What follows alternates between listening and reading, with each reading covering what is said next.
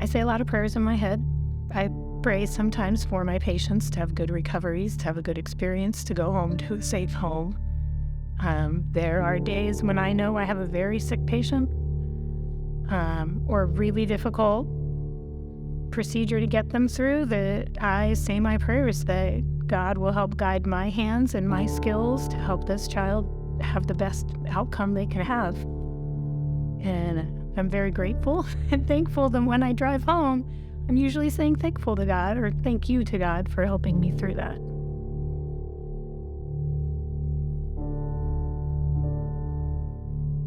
My name is Patricia Michels, and I am a pediatric anesthesiologist at Shriners Hospital for Children.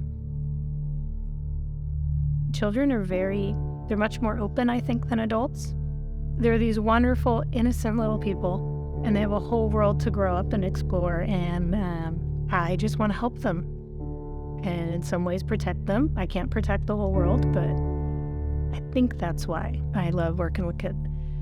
Some of the biggest challenges in my career, so specifically doing pediatric anesthesia, is you have to, when you meet with the families, you have to talk both at the child's level, depending on their age and their understanding of what's happening, as well as convey the information the parents need in the most non-threatening, non-scary way possible.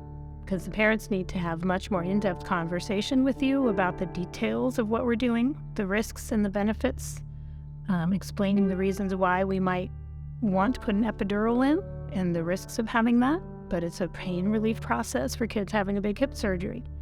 And you want to have that conversation without frightening the child as well, especially once they're about 5 years old and older, because they are listening. You might think that they're just playing their video game, but they are listening to every word.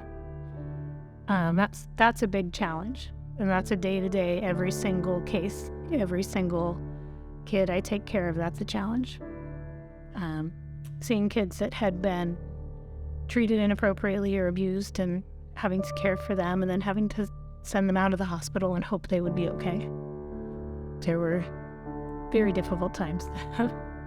And cancer, that was very hard also. And it was just soul-crushing to take care of an 18-month-old with a horrible brain tumor. And it makes you doubt your faith. How could this happen? This beautiful little baby with a horrible diagnosis and a horrible set of things we have to put them through. It was very challenging. And I'll admit I cried. I cried with the parents. I'd cried with my patients. I'd go home and sometimes cry. But I don't think there's any other way to get the emotions out. But at the end of the day, you were there to learn to take care of those kids and do the best thing you could for them. Get them through their surgeries, provide them pain relief, provide them a face and a person that will be right there with them. It's one of the most important things in pediatric anesthesia is to meet with the child, with their parents, and then hopefully establish a rapport, and then the kids can learn to trust you and know you will be there for them the whole time during their surgery. And then that you will give them back to their parents when you're done. I get it when a mom can't stop crying because I have her babies coming with me to the operating room, and I know, now that I'm a parent, I know there's nothing else I can say to her to make it better until she's holding her child again. And it doesn't matter whether they're 2 weeks old or 12 years old. And I didn't really emotionally understand that until I had my own kids. And some of them will remind you of your own child. And when you're working on a kid that looks like your own, you have to take a couple big, deep breaths, relax, put yourself in your kind of professional mode, get the job done as best you can, and then you do the emotional part later. And sometimes it's come home and hug your own kids. I've been lucky enough that I was raised in a household where we attended church and I learned about God and I had a faith.